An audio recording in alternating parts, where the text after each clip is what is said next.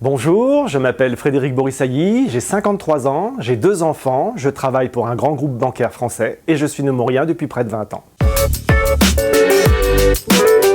D'aussi loin que je me souvienne, mes parents se sont toujours investis, mon père l'est encore aujourd'hui et je crois que c'est un trait de caractère qu'il m'a légué.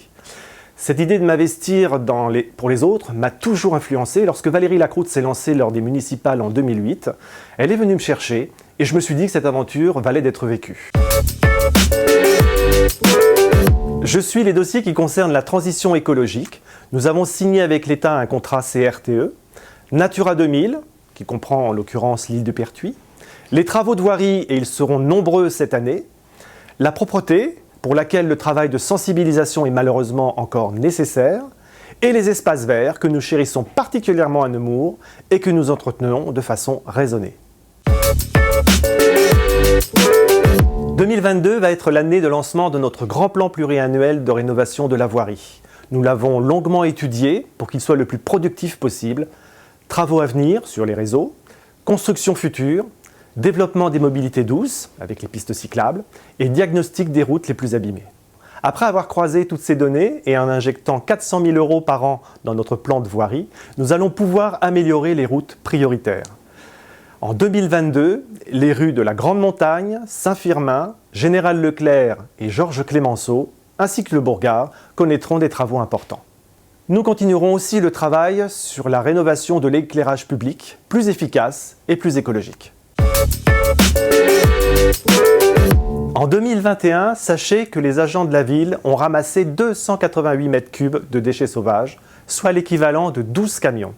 Avec les commerçants, nous avons installé des cendriers un petit peu partout en ville, mais malgré cela, les agents continuent de balayer près de 150 heures par semaine les dépôts sur les trottoirs. Nous avons installé des totems canins supplémentaires pour poursuivre notre lutte contre les déjections canines sur les trottoirs.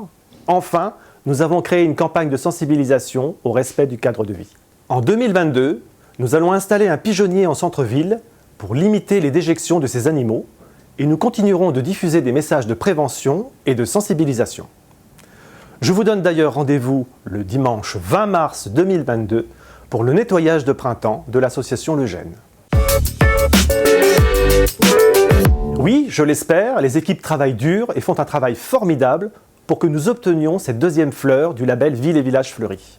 La beauté de notre ville passe en partie par le fleurissement et concernant l'entretien de nos espaces verts, nous souhaitons donner une place de choix à l'écologie, plantation d'essences locales, coupe raisonnée. Alors nous devons travailler tous ensemble pour préserver notre cadre de vie. Nous avons une ville magnifique, les beaux jours vont arriver, donc gardons nos espaces extérieurs propres, ramenons nos déchets chez nous.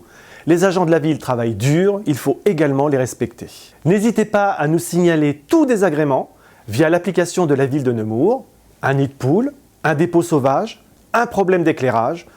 Nous tâcherons d'intervenir le plus rapidement possible et je vous dis à bientôt dans les rues de Nemours.